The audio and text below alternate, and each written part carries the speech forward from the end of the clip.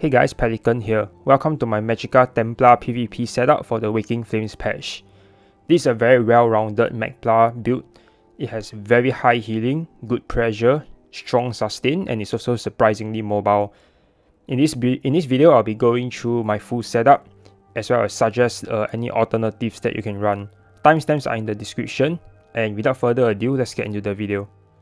First, I'll go through my gear setup, running 2-piece Magma Incarnate, 1-piece Trainee, 5-piece Acuity on the front, 5 Olorime on the back, and 1-piece Talk for my Mythic. Magma Incarnate is no doubt the best monster set for Magplar this patch. Has a very strong 1-piece bonus, gives you both mag and stam recovery in a single line. And for the 2-piece, it provides minor courage and resolve, with about a 60% uptime. So it's a very nice 2-in-1 set for defense and offense. Has a very easy proc condition as well, even your jabs can proc it since it's a single target heal. And on top of that, it also affects nearby allies, so it's quite nice to use in a small man. For my front bar, I'm running Acuity. Acuity is, in my opinion, the best 5-piece front bar damage set to use on a Magplar if you are proficient at using it. It can take some time getting used to the low uptime, and for that you can use add-ons like Eoxy's proc timer, which I use to keep track of the downtime. And when Acuity is up, you are pretty much going to melt everyone in front of you. And another reason why it's so good this patch is because crit chance all across the board is quite low now. On this setup, without Acuity, I'm only having 27% spell crit fully buffed. So I feel like it's even more reason to run it this patch. And it's not only good for offense. When Acuity is up, all your heals are going to crit as well. So it's a pretty nice proc to have when you're in trouble. On the back bar, I'm running Olorime. This is like the meta for Magplar this patch. Pretty much every Magplar build I see is running it, and you can see why. It's 100% uptime on major courage, giving 430 spell damage, and you only require it. It only requires you to run it on a single bar. So it's kind of ridiculous how stat dense this is for a 1-bar set. You don't need the perfected version. It only gives additional 1k mag on the back bar. And on top of that, it also gives some mag recovery, which is helpful.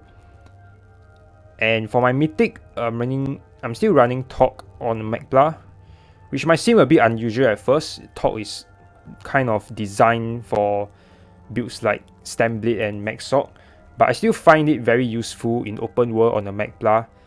And especially since Magplar skills are so expensive, especially with Stage 3 Vampire, I feel that the balance of resources is quite easy to control on the Magplar, so I'm still running it.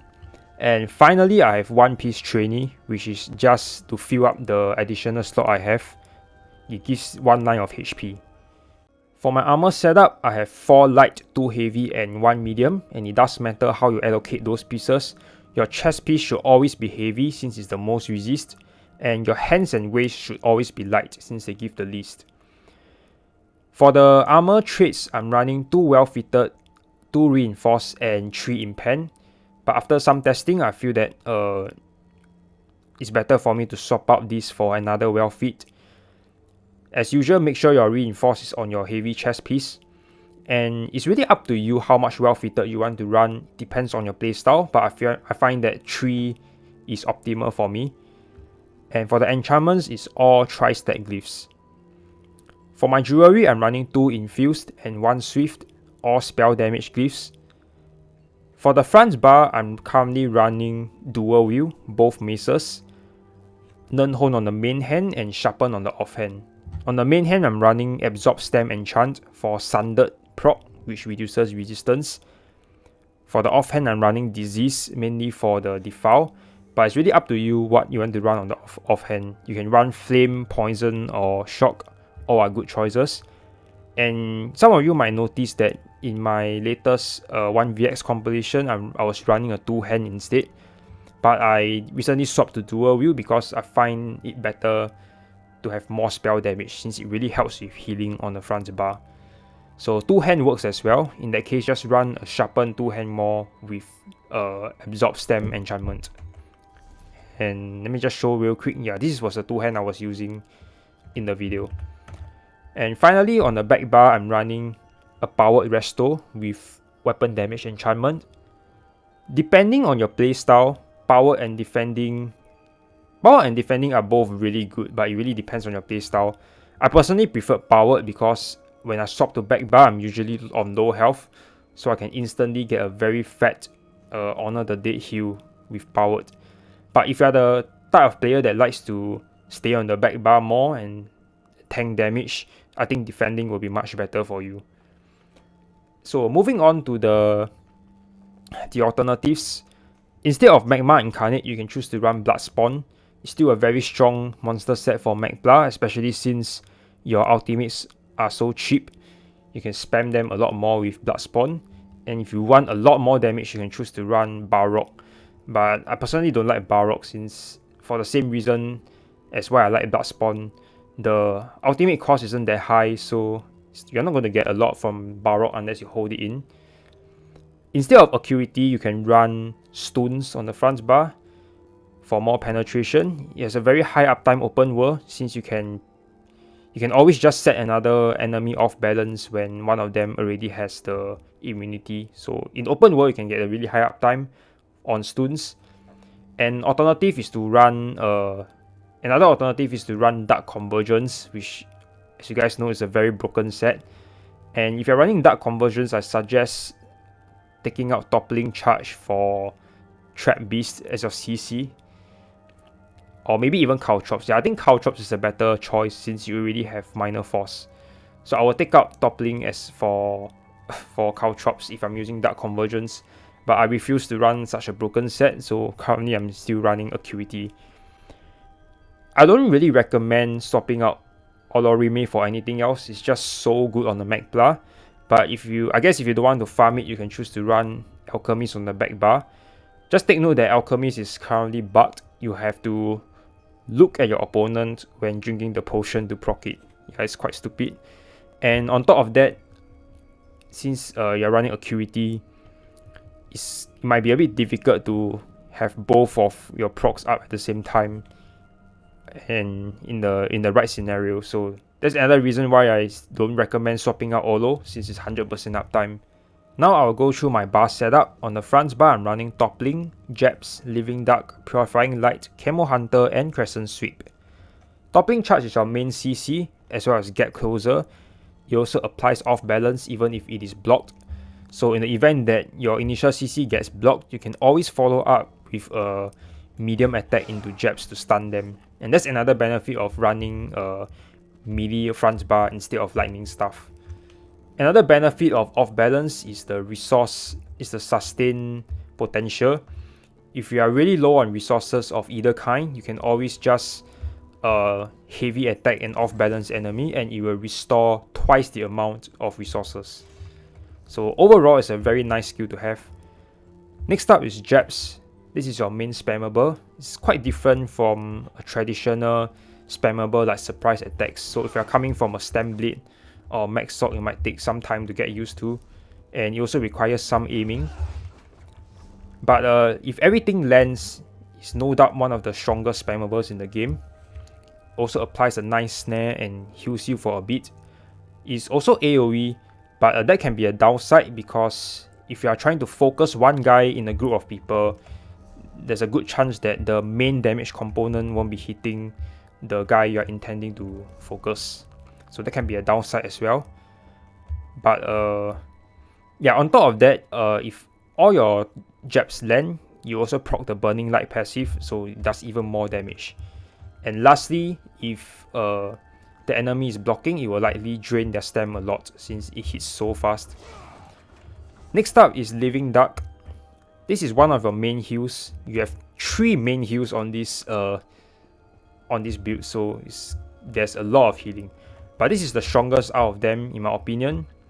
It applies on yourself for 6 seconds, and every time someone does direct damage on you, it heals for quite a bit. about it's about a 5k 2-tip in Cyrodiil fully buffed, I guess. And it also applies a very nasty snare on whoever's attacking you. But one disadvantage is that it costs quite a bit, but with Talk you should have no problem sustaining it. Next up is Purifying Light. This is one of the strongest burst abilities in the game. It's a delayed burst. Basically how it works is that you apply it on the enemy and it will copy half the damage that they take from you and dish it out at the end in a huge burst. It's kind of a weird skill to use. Like sometimes it hits really hard. Like sometimes you just nuke people for like 15k damage when you don't even stack much on them, but sometimes it only hits for like 6k after doing a full combo on them. It's a very unpredictable skill depending on who you're targeting, but it's cheap and it's very strong, so highly recommend starting this. On top of that, it also gives a pretty nice heal over time, so if you are applying it, if you know that someone has the effect on them, you can try and stay close to them. The heal over time is not bad. It's about the same as Extended Reacher, which itself is also a pretty strong heal. And finally, I have Camo Hunter slotted. Camo Hunter this patch was changed to give spell damage as well. So on top of 5% minor berserk damage, you also get some spell damage off of it. And you can also use it to reveal Night Blades. Your stem sustain on this build is quite high, so you can kind of afford to use Camo Hunter. But if you don't like the concept of Camo Hunter, you can always slot Radiant Oppression instead. It's a very nice execute to have, especially against roll dodgers. And finally, we have Crescent Sweep. No doubt one of the strongest damage ultimates in the game. Only costs 77, but hits almost as hard as Dawnbreaker. And it has a very powerful damage over time that goes through block. And on top of that, it also contributes to Burning Light. It's just a very strong ultimate in general. Highly recommend running it over Dawnbreaker, even though slotting Dawnbreaker can give you more spell damage. I think it's not worth. And another really neat thing about Crescent Sweep is that because it is so cheap, it kind of syncs really well with Acuity. Like most of the time, you would realize that the cooldown for Acuity is about the same duration as it would take for you to charge up enough ultimate to cast Crescent. So I think it just goes really well with Acuity. That's why I really like Crescent. But of course, you can always choose to run Dawnbreaker if you like your stun, especially since it got buffed this patch. Now I'll be going through my back bar. I'm running Channel Focus, Extended Reacher, Rapid Regen, Race Against Time, Honor the Dead, and Light Champion. Channel Focus is your main defense skill, gives you a major resolve, and it also restores a lot of magicka over time. And on top of that, you also get a pretty nice heal over time if you're standing in the AoE, although it's quite small, so I guess you'll only be really useful if you're in a tight situation with limited mobility. Still, regardless, you should keep this skill up 100% of the time. This is no doubt the strongest defense skill out of all the classes, way better than stuff like Boundless Storm or Volatile Armor in my opinion. It gives so much effects in a single skill, and it's also really cheap. Next up is Extended Reacher. This is the signature skill of Templar class. Removes 5 negative effects every time you cast it. And since it's so expensive, costs more than 4k on this setup, I will only recommend casting it if you really need to get rid of some really dangerous effects on you, such as Curse. But if you only have stuff like status effects, I don't recommend wasting the time and magicka to cast it. But what I like about this skill is the AoE heal you get. Unlike Channel Focus, it's a really big AoE and it lasts 24 seconds as well. And one of the best part about it is that it will help proc your Sacred Ground passive, which gives you minor mending. So if you are standing in the circle, it's always up. And what I usually like to do is whenever I move to a new location, once I'm safe, I like to pop down a Reacher to get my AoE started. This is kind of like a safe space for your Templar to fight in.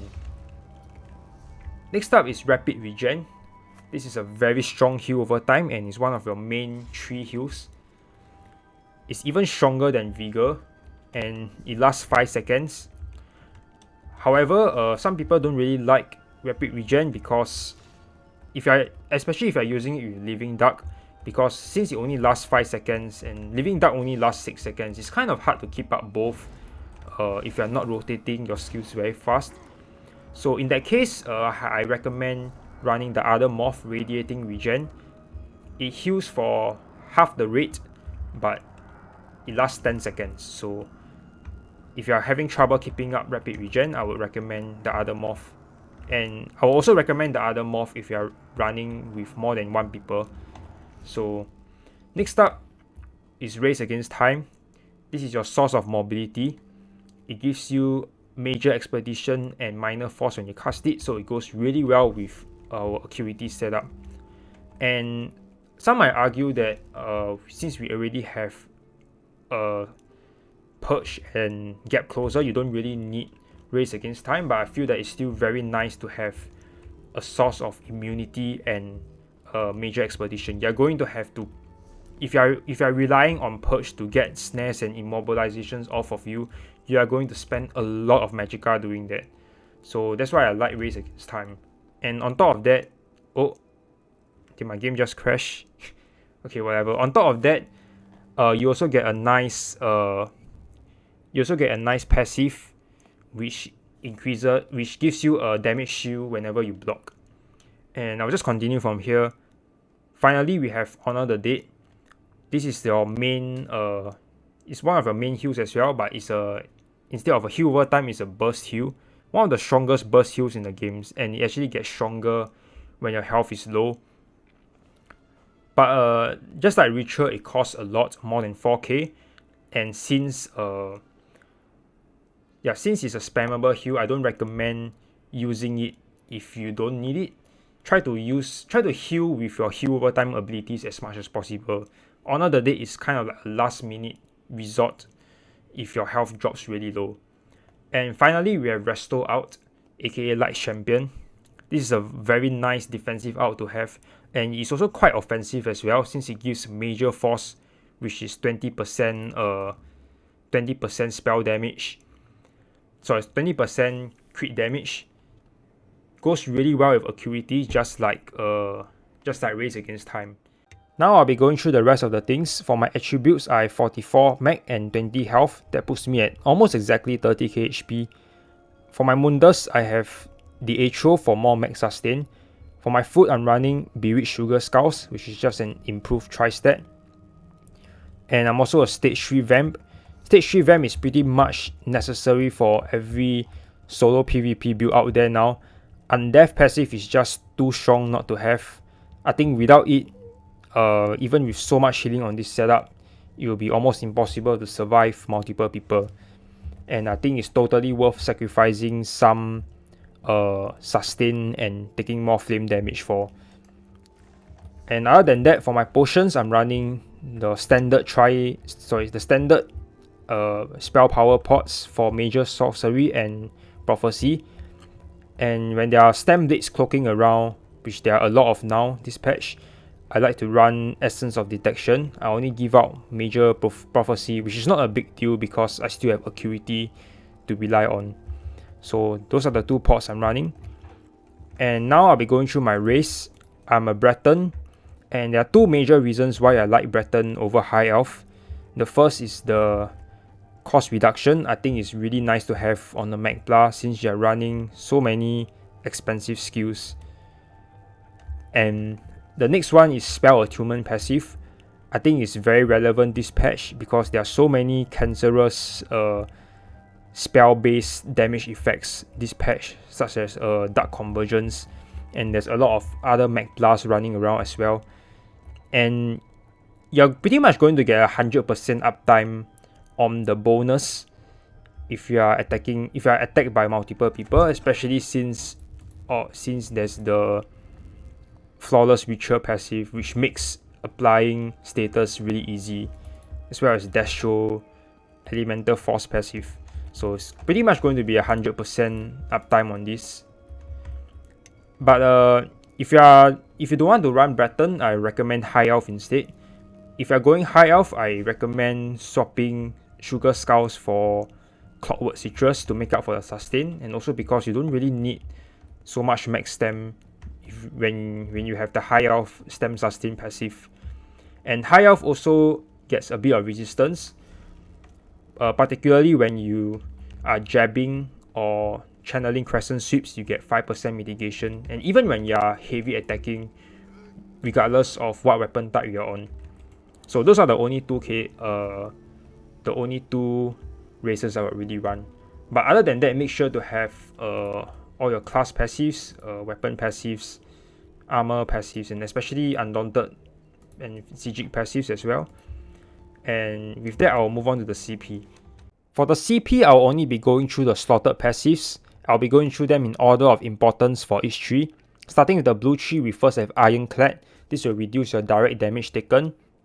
Most of the damage you take in PvP is going to be in the form of direct damage, especially if you're a Templar, because you're going to be purging off some dots. So that makes it even more important. Then we have Master at Arms. This will increase your direct damage done, followed by Biting Aura, which increases your AoE damage done. So both of these will benefit your Puncturing Sweeps as well as Crescent Sweep. However, I think Master at Arms is better because it also affects Toppling, Purifying Light, Light Attacks, and your Burning Light passive. While the only advantage that Biting Aura has is that it affects your Crescent Sweep damage over time component.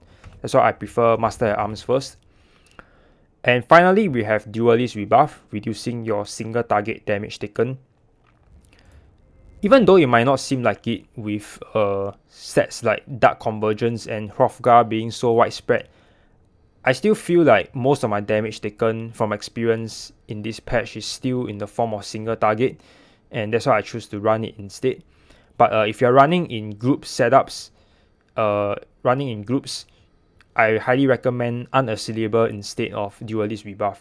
You can also choose to go Fighting Finesse if you are more offensive. Goes really well with the Acuity build. And it also helps a bit with your defense in the form of more healing.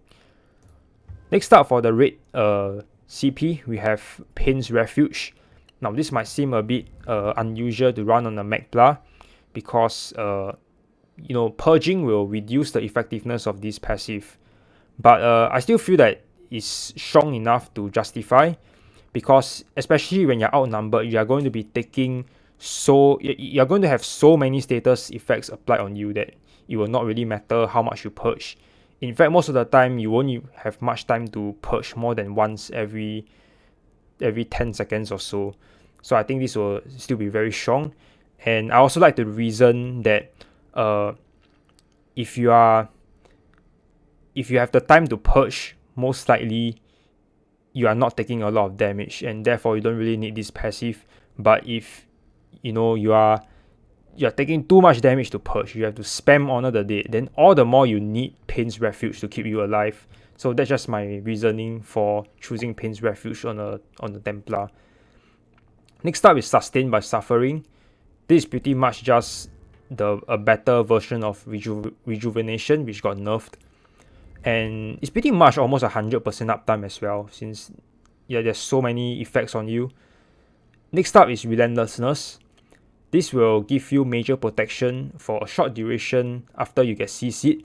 Take note that it immediately procs when you get CC'd and not when you break free.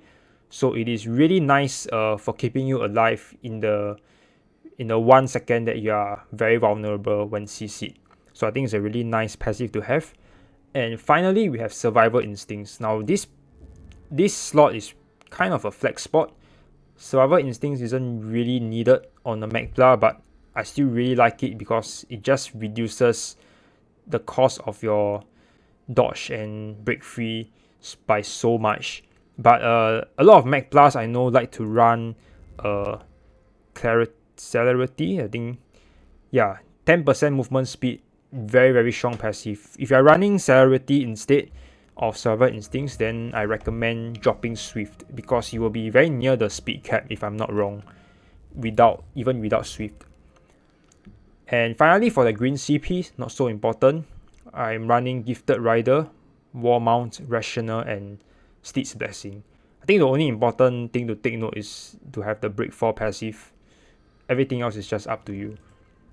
Oh yeah, and lastly, I forgot to mention, for Mystic Tenacity, I prefer to have only 10 points into it instead of 50, because I feel like status effects aren't really like that detrimental to your survival, and I feel like it will actually help me with the Pain's Refuge passive as well as my Breton passive. So I chose to keep it at 10 points, but if you want, you can also put 50 into it.